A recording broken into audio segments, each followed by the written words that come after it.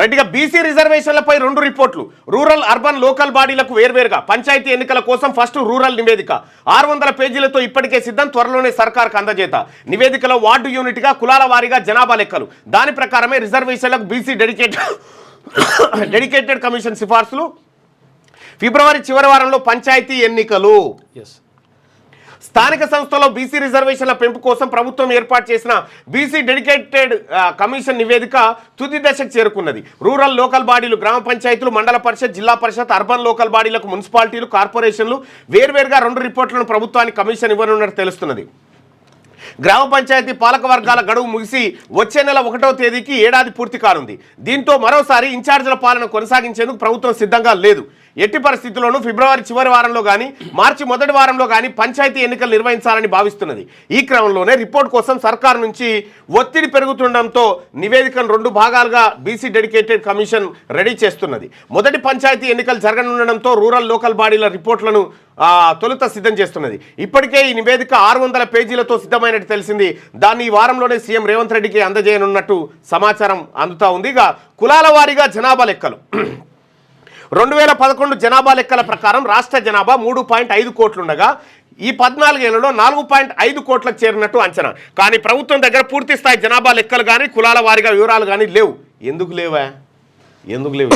ఉన్నాయి కానీ ఉన్నాయి, లెక్కలు లేకగా పక్కా లెక్కలు ఉన్నాయి. సమగ్ర కుటుంబ సర్వే చేయించండి కాక అప్పుడు పక్కా లెక్కలు ఉన్నాయి.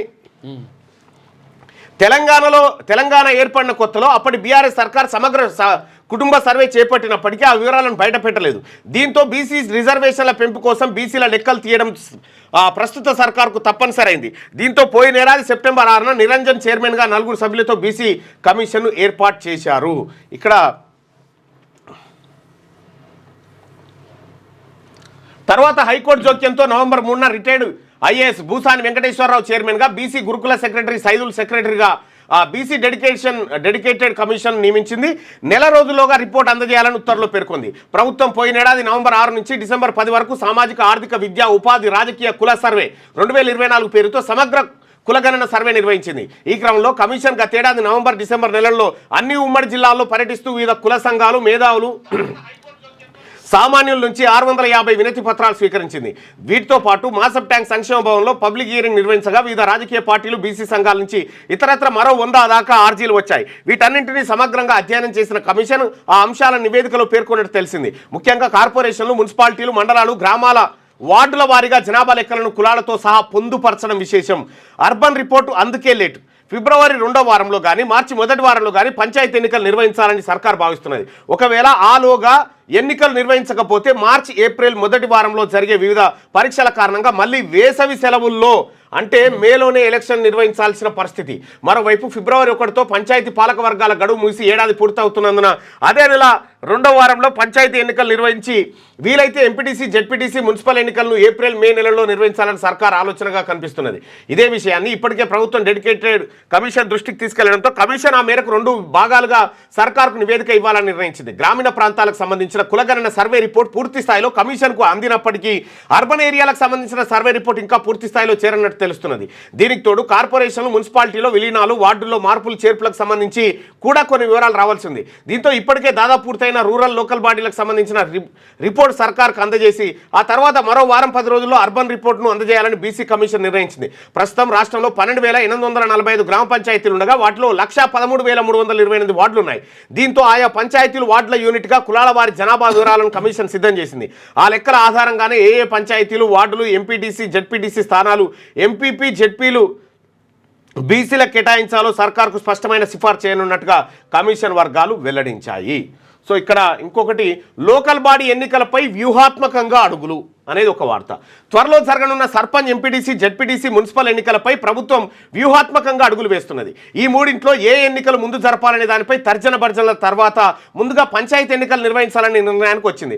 సర్పంచ్ ఎన్నికలు పార్టీలకు అతీతంగా జరుగుతాయి. కానీ ఎంపీటీసీ జెడ్పీటీసీ మున్సిపల్ ఎన్నికలు అలా కాదు. ఇవి పూర్తిగా పార్టీ గుర్తులపైనే నిర్వహిస్తారు. ఈ ఎన్నికల్లో గెలుపొందిన ప్రజాప్రతినిధులు 2030 దాకా పవర్లో ఉంటారు. అందువల్ల ఈ లోకల్ బాడీల్లో పార్టీల గెలుపోవటములు 2029లో జరగబోయే అసెంబ్లీ ఎన్నికలపై ప్రభావం చూపుతాయి. అందుకే ఈ ఎన్నికలను అధికార పార్టీ పార్టీతో పాటు ప్రతిపక్షాలు ప్రతిష్టాత్మకంగా తీసుకుంటున్నాయి. కాగా ఈ నెల 26న ప్రభుత్వం రైతు భరోసా సహా 4 స్కీములను ప్రారంభిస్తున్నది. అందువల్ల మొదట పార్టీ గుర్తులపై జరిగే ఎంపీటీసీ, జెడ్పీటీసీ, మున్సిపల్ ఎన్నికలను నిర్వహించాలని ప్రభుత్వంపై పలు రకాల ఒత్తిళ్లు వచ్చాయి. కానీ పంచాయతీ ఎన్నికలకు రాష్ట్ర ఎన్నికల సంఘం, పంచాయతీరాజ్ అధికారులు ఇప్పటికే అన్ని ఏర్పాటు చేశారు. బ్యాలెట్ బాక్సులు, బ్యాలెట్ పత్రాలు, ఇతరత్ర పోలింగ్ సామాగ్రి సిద్ధం చేశారు. కేవలం బీసీ రిజర్వేషన్లపై క్లారిటీ లేక పంచాయతీ ఎన్నికలను ఆపుతున్నారు తప్ప వేరే కారణం లేదు. వారం రోజుల్లో బీసీ కమిషన్ సైతం తొలి దఫా రూరల్ రిపోర్ట్ ఇచ్చేందుకు సిద్ధమైంది. అర్బన్ రిపోర్ట్ వచ్చేందుకు మరింత టైం పడుతుంది. దీంతో సర్కార్ ముందుగా పంచాయతీ ఎన్నికలను నిర్వహించేందుకు మొగ్గు చూపుతున్నట్టుగా అధికార వర్గాలు వెల్లడించాయి. ఇది రిజర్వేషన్లు సర్పంచ్ ఎన్నికలు, లోకల్ బాడీ ఎన్నికలకు సంబంధించినటువంటి వార్త. ఇక్కడ ప్రస్తుతం ఉన్న పరిస్థితి ఏంది? నిజంగా కులగణన లెక్కలు బయటకు వచ్చిన తర్వాత కులగణన ద్వారా ఇప్పుడు అంటే బీసీ వర్గాల్లో అసలు ఎవరెవరు నిలబడతా ఉన్నారు ఇంకా తన లెక్కలు బయటకు వస్తే అది పక్కకు పెడితే ప్రస్తుతం బీసీ కమిషన్ ఇచ్చేటువంటి నివేదికతోని రిజర్వేషన్లు పెరుగుతాయా అంటే దాంట్లో రిజర్వేషన్లు ఇక్కడ వచ్చిన ప్రాబ్లం ఏంటంటే మెయిన్ ప్రాబ్లము ఇప్పుడు కులగణన చేసినాం.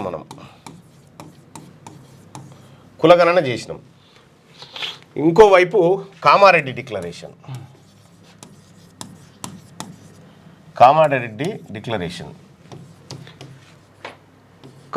డిక్లరేషన్ ఏదైతే ఉందో ఇక్కడ అసలు సమస్య వచ్చి పడ్డది. ఇక్కడ బీసీలకు 42% రిజర్వేషన్ ఇస్తామని కాంగ్రెస్ పార్టీ హామీ ఇచ్చింది. బీసీలకు వాస్తవానికి తెలంగాణ రాష్ట్రంలో ఉన్నటువంటి పరిస్థితుల్లో బీసీలకు 42% రిజర్వేషన్ సాధ్యమా అని చర్చ జరుగుతూ ఉంది. అయితే సుప్రీంకోర్టును ఒప్పించి చేయొచ్చు, లేకపోతే ఒక బృహత్తరమైన ఉపాయం ఉంది ప్రభుత్వం ముంగట. 42-60 కూడా చేయొచ్చు. ఒక బృహత్తరమైన ఉపాయం. ఆ ఉపాయాన్ని నేను గతంలో చెప్పడం జరిగింది. మళ్ళీ ఏమైనా అవకాశం ఉంటే చెప్తా. తమిళనాడు అవన్నీ కూడా నడుస్తుంది లెక్క అంటే వాళ్ళు 69% రిజర్వేషన్ మొత్తం ఇచ్చుకుంటున్నారు టోటల్గా. వాళ్ళు మొత్తం ఇచ్చుకుంటారు. ఇక్కడ కులగణన చేసినాం కదా, మరి ఇక్కడ బీసీల జనాభా మొత్తం ముస్లిం బీసీలు అందరు కలిపి 62% ఉంటారు అందాజుగా. 62% ఓన్లీ బీసీలే 52% అని తేలింది. 62% వీళ్ళు ఉంటారు. మరి వీళ్ళకు 42% రిజర్వేషన్ సాధ్యమా? సాధ్యమైతే గతంలో ఉన్నటువంటి వాళ్ళు ఎందుకు ఇవ్వలేకపోయారు? ఇప్పుడు డెడికేట్ కమిషన్ రిపోర్ట్ అడిగింది. అయితే ట్రిపుల్ టెస్ట్ అనేటువంటి ఒక నిబంధన సుప్రీంకోర్టు మన నెత్తి మీద పెట్టి కూర్చుంది. 50% దాటకూడదు రిజర్వేషన్లు అని సుప్రీంకోర్టు పంచాయతీ. ఇందులో కంప్లీట్గా మీరు చూడవచ్చు ఒకసారి ఏజెన్సీ ఏరియాల్లో 100కి 100 ఎస్టీలకే. అవును, 100కి 100 ఎస్టీలకు. ఇక ఏజెన్సీ ఏరియాలు పోగా మిగతా ప్రాంతాల్లో కూడా మళ్ళీ ఎస్టీలకు సపరేట్ రిజర్వేషన్. ఇవి మినహాయించి ఎస్టీలకు మళ్ళీ సపరేట్ రిజర్వేషన్, ఆ తర్వాత ఎస్సీలకు మళ్ళీ సపరేట్ రిజర్వేషన్, బీసీలకు రిజర్వేషన్. ఇక్కడ మనం గమనించాల్సిందంటే ఎస్సీ బీసీ వీటితో 50% కోటా భర్తీ అవుతూ ఉంది. అయితే వీటికి ఇచ్చేటువంటి రిజర్వేషన్ ఏదైతే ఉందో ఇవి దాదాపుగా ఒక 22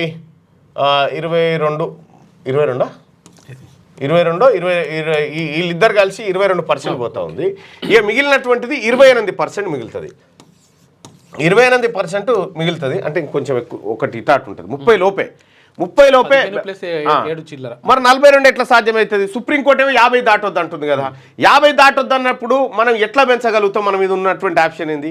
ఆ 50 పెంచొద్దు, బీసీలకు ఇచ్చేటప్పుడు కూడా ఉత్తగియొద్దు. డెడికేట్ కమిషన్ లెక్కలు అన్ని తీసి కమిషన్ ఇచ్చే రిపోర్ట్ ఆధారంగా మీరు రిజర్వేషన్ ఇస్తే ఓకే అని చెప్పి సుప్రీంకోర్టు పెట్టినటువంటి పంచాయతీ. సుప్రీంకోర్టు వల్ల బీసీలకు ఎన్నో న్యాయం జరగలే. బీసీ రిజర్వేషన్ల విషయంలో సుప్రీంకోర్టు జడ్జిమెంట్లు అన్ని బీసీలకు వ్యతిరేకంగానే ఉంటాయి. బీసీల విషయం రాగానే సుప్రీంకోర్టు కానీ ఇండియన్ జ్యుడిషియల్ సిస్టమ్ కానీ ఎందుకో చీదరింపు లెక్క ఉంటుంది. ఎక్కడ కూడా మరి 62% ఉన్నటువంటి బీసీలకు వాళ్ళ జనాభా ప్రాతిపదికన రిజర్వేషన్ ఇద్దామంటే వద్దంటది.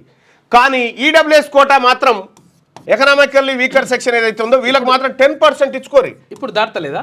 ఇప్పుడు దాటింది కదా ఈ 10%, ఇప్పుడు దాటింది 50 కదా, ప్లస్ 10 అంటే 60 అయితే లేదా ఇప్పుడు 60 అయింది కదా. మరి వీళ్ళకి దాటొచ్చు కానీ బీసీలకు దాటొద్దట, ఇది దాటొచ్చు. ఇటువంటిది ఉంది. అందుకోసమే తెలంగాణ రాష్ట్రంలో బీసీలు ఒక మరో స్వాతంత్ర పోరాటం చేయాల్సినటువంటి సందర్భం వచ్చింది. అందుకోసమే ఫిబ్రవరి 2న చలో వరంగల్ సభ నిర్వహిస్తా ఉన్నాం. లక్షలాది మంది బీసీలతోటి ఈ సభ ఉండబోతా ఉంది. ఈ సభలో బీసీలకు జరిగినటువంటి అన్యాయం పైన ఏ రంగంలో బీసీలకు ఏం జరుగుతూ ఉందో మొత్తం మాట్లాడుకుందాం. ఆ బేస్జాలన్నీ పక్కకు పెట్టి వచ్చేసారు అందరూ. ఇప్పుడు ఉన్నటువంటి పరిస్థితుల్లో నీకు 42% ఇయ్యనికి ఛాన్సే లేదు, అవకాశం లేదు. దానికి కానీ ఒక ఉపాయం ఉంది, ప్రభుత్వం అంటారు ఇస్తానంటారు, తర్వాత కోర్టుకి వెళ్తారు, కోర్టుకి వెళ్ళిన తర్వాత అన్ని కామన్గా ఉంటాయి. అయితే వాటి గురించి మనం మాట్లాడుకుందాం, మళ్ళీ ఒకరోజు తిరిగ్గా మాట్లాడుకుందాం. కానీ బీసీ రిజర్వేషన్లపై 2 రిపోర్ట్లు సిద్ధం చేసినట్టుగా ఇక్కడ మనం వార్త చూడొచ్చు.